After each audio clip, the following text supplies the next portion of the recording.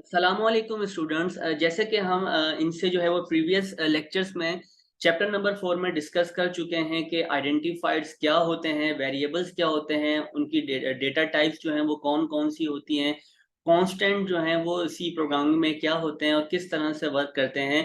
तो आज जो है वो चैप्टर नंबर 4 का हमारा लास्ट टॉपिक है एरे इन सी, जो कि हम आज के लेक्चर में है कवर करेंगे। मैं हूं हैदर अली, आपका computer instructor V tuition channel की तरफ से। तो चलिए शुरू करते हैं हम अपना आज का चैप्टर नंबर 4 का लास्ट टॉपिक।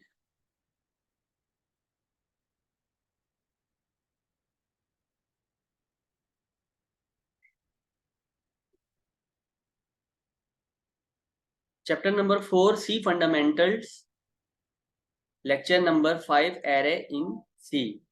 अच्छा, अब इसमें हम देखेंगे कि एरे क्या होता है, उसको डिक्लेयर किस तरह किया जाता है, इंडेक्स सबस्क्रिप्ट क्या होते हैं उसमें, और एरे को जो है वो इनिशियलाइज किस तरह से करवाया जाता है। Array in C, arrays are use to store multiple values. अब देखें, जैसे मैंने आपको बताया था कि वेरिएबल जब हम अगर आपको 4 नंबर्स को जो है वो प्रिंट करवाना है, ठीक है, तो आप क्या करते थे, अलग अलग वेरिएबल्स को डिक्लेयर करवा रहे होते थे प्रोग्रामिंग में। एक वेरिएबल नंबर नंबर 1 के नाम से बना लिया, एक नंबर 2 के नाम से बना लिया, नंबर 3 के नाम से बना लिया। लेकिन एरे में क्या होता है कि arrays are used to store multiple values in a single variable। इसमें क्या होता है कि आप मल्टीपल वैल्यूज को जो है वो एक ही वेरिएबल के अंदर स्टोर करवा सकते हैं, बजाय इसके कि आप उन वैल्यूज को डिक्लेयर करवाने के लिए अलग अलग वेरिएबल्स को डिजाइन करें, क्रिएट करें। आप एक ही सिंगल वेरिएबल के अंदर जो है वो मल्टीपल वैल्यूज को डिक्लेयर करवा सकते हैं। वहां पर जो है वो हम एरे का यूज कर रहे होते हैं। अच्छा, अब यहाँ पे आप देखें, जैसे कि यहाँ पे एक एग्जांपल दी हुई है कि 4 नंबर आपको प्रिंट करवाने, तो नम वन एक डेटा टाइप ले ली इंटीजर, उसके बाद num1 जो है वो वेरिएबल नेम है और उसमें वैल्यू रखवाई है, आपने इनिशियलाइज करवाई है 10। इसी तरह से दूसरा वेरिएबल num2 के नाम से बनाया जिसमें 15 रखवाई, फिर num3 के नाम से बनाया जिसमें 20 रखवाई, देन num4 बनाया जिसमें आपने 27 वैल्यू जो है वो स्टोर करवाई है। अब ये 4 वेरिएबल जो है वो आपने यहाँ पर क्रिएट कर दिए। लेकिन इसी को जो है वो हम सिंगल वेरिएबल की मदद से भी परफॉर्म कर सकते हैं। वो किस तरह होगा, देखें, सबसे पहले आ जाएगी डेटा टाइप, डेटा टाइप के बाद आएगा एरे नेम। ठीक है, एरे नेम आ जाएगा जिस नाम से भी आप वेरिएबल बनाने जा रहे हैं, और उसके बाद इस लार्ज ब्रैकेट के अंदर आप जो है वो स्क्वायर ब्रैकेट में उसका कांस्टेंट साइज जो है वो लिखेंगे। ठीक है, ये होगी उसकी डिक्लेरेशन। अब इनिशियलाइजेशन में किस तरह होगा, सबसे पहले डेटा टाइप आ गई जो कि इंटीजर लिया, उसके बाद एरे नेम बनाया जो कि किस नाम से है, नंबर्स के नाम से एक आपने एरे बनाया। उसके बाद कांस्टेंट साइज है। अब ये जो आप स्क्वायर ब्रैकेट में देख रहे हैं ये क्या है, 5, यानी कि 5 जो है वो आपने वैल्यूज यहाँ पे इनपुट करवा रहे हैं। उसके बाद इक्वल्स टू लगाने के बाद कर्ली ब्रैकेट में आप उन वैल्यूज को रखवा दें जो कि आपने प्रिंट करवानी। तो मैंने यहाँ पे 5 वैल्यूज ले ली, 12, 16, 28, 65, देन 98, और इसको क्लोज करके सेमी कॉलम से क्लोज कर दिया। ये था इसकी वेरिएबल की जो है वो आप जो एरे की डिक्लेरेशन कर रहे होते हैं और इनिशियलाइजेशन। अच्छा, अब देखें यहाँ पर ये जो आपको 5 दिख रहा है नंबर्स के, यहाँ पर जो आपको स्क्वायर ब्रैकेट के अंदर लार्ज ब्रैकेट में जो आपको 5 नजर आ रहा है, इसको आप इंडेक्स भी कह सकते हैं और सबस्क्रिप्ट भी जो है वो इसको बोला जाता है। अब यहाँ पे देखें, जैसे मैंने आपको बताया था कि इन नंबर्स हमने जो है वो वेरिएबल एरे नेम बनाया 5, उसके अंदर इंडेक्स या साइज हमने 5 रखा, और 5 वैल्यूज जो हैं वो यहाँ पर स्टोर करवाने जा रहे हैं। तो अब एरे में होता क्या है कि ये 0 से स्टार्ट लेता है। ठीक है, यानी कि इंडेक्स 0 से स्टार्ट होगा और आगे तक जो है वो चलता चला जाएगा। अब यहाँ पे क्या देखें, इंडेक्स 0 से स्टार्ट हुआ तो पहली वैल्यू जो है वो इंडेक्स 0 में आ जाएगी। तो इंडेक्स 0 में पहली वैल्यू क्या आ गई, 12 आ गई। इसी तरह से अब इंडेक्स 1 आ जाएगा, इंडेक्स 1 में दूसरी वैल्यू क्या आ जाएगी, 16। इसी तरह से इंडेक्स 2 में 28 आ जाएगी, इंडेक्स 3 में 65 आ जाएगी, और इंडेक्स 4 में क्या आ जाएगी, 98 आ जाएगी। ठीक है, इस तरह से जो है वो इंडेक्स को इनिशियलाइज करवाया जाता है। अब यहाँ पे क्या है, to call data by index value.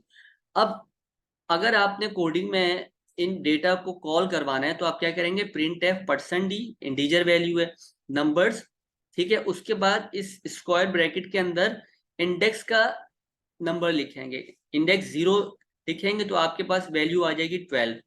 इसी तरह से %d नंबर्स इंडेक्स, यहाँ पे स्क्वायर ब्रैकेट में आप 1 लिखेंगे यानी कि इंडेक्स 1 लिखेंगे तो 16 आ जाएगा, इंडेक्स 2 लिखेंगे तो 28 आ जाएगा, इंडेक्स 3 लिखेंगे तो 65 आ जाएगा, और इंडेक्स 4 लिखेंगे तो 98 आ जाएगा।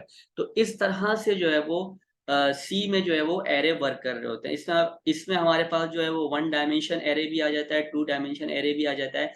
लेकिन आज के टॉपिक में हम बस ये कवर करेंगे कि एरे कैसे कहते हैं और इसको किस तरह से डिक्लेयर किया जाता है, उसको इनिशियलाइज किस तरह करवाया जाता है। चलें इसी को जो है वो हम टर्बो सी प्रोग्रामिंग के जरिए जो है वो प्रैक्टिकली समझने की कोशिश करते हैं।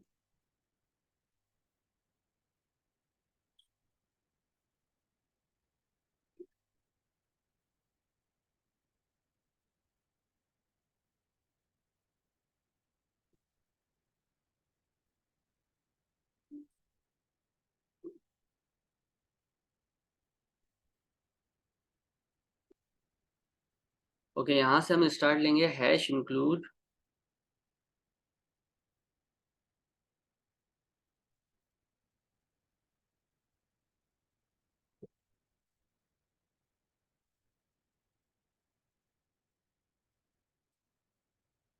stdio.h आ जाएगा, ठीक है। उसके बाद आपने फंक्शन नेम लिखा, वॉइड मैन है,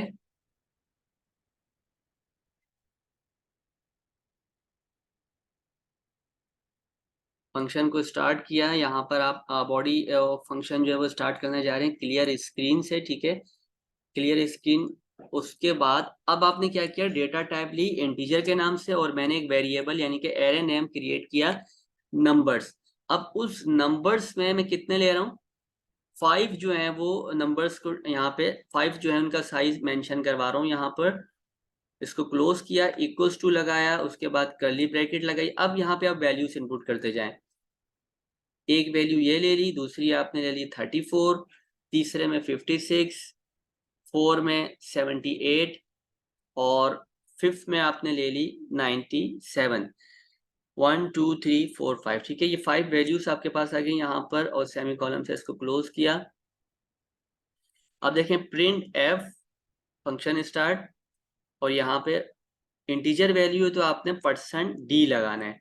%d लगाने के बाद एरे का नाम जिस नाम से है, नंबर्स के नाम से बना हुआ है, उसके बाद उसका साइज। अब यहाँ पे क्या है कि अब यहाँ पे आपने मेंशन करना है इंडेक्स नंबर, जैसे कि मैंने आपको बताया था कि 0 से स्टार्ट होता है और फिर आगे कंटिन्यू चलता चला जाता है, तो यहाँ पे वो वैल्यू रखवाएंगे। अब इंडेक्स 0 अगर मैं रखवाता हूँ तो कौन सी आएगी, 2 रखवाता हूँ तो कौन सी आएगी, चलें देखते हैं। 0 अब मैं रखवा रहा हूँ नंबर्स में इंडेक्स 2, ठीक है, और यहाँ से इसको जो है वो क्लोज कर दिया।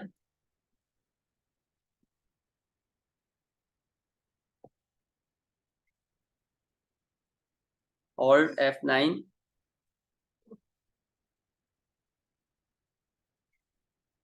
अच्छा अब यहाँ पे जो है वो क्या कह रहा है, int numbers declaration syntax error. अब यहाँ पर जो है वो हमारे पास मिस्टेक्स आ रही हैं। क्या मिस्टेक आ रही है, देखें यहाँ पे 2 कॉमास लगे हुए हैं, क्लियर हो गया।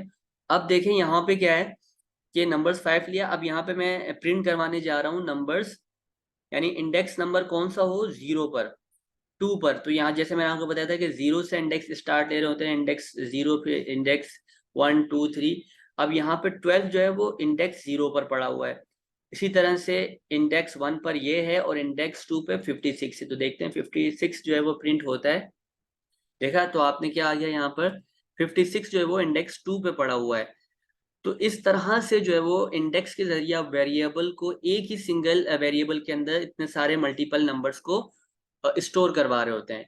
इसी तरह से अब आप देखें यहाँ पर मैं ले लेता हूँ इंडेक्स नंबर 4, 0 1 2 3 4, 4 इंडेक्स पर आपके पास 97 वैल्यू जो है वो स्टोर हुई भी, तो देखते हैं कि यही वैल्यू आती है, 97 वैल्यू स्टोर हो गई, ठीक है। इसी तरह से अब आप देखें यहाँ पे इंडेक्स 0 पर, 0 पर कौन सी है, 0 पर आपके पास 12 है, अब देखते हैं कि 12 जो है वो 0 पर आ रही है या नहीं आ रही। तो आपने देखा कि 12 जो है वो क्या बता रहे हैं कि इंडेक्स 0 पर जो है वो 12 वैल्यू जो है वो स्टोर की हुई है। तो इस तरह से जो है वो सी प्रोग्रामिंग में एरेज काम कर रहे होते हैं, यानी कि एक सिंगल वेरिएबल को डिक्लेयर करके क्रिएट करने के बाद आप मल्टीपल वैल्यूज को जो है वो उस एक सिंगल वेरिएबल के अंदर स्टोर करवा सकते हैं एरे की मदद लेके।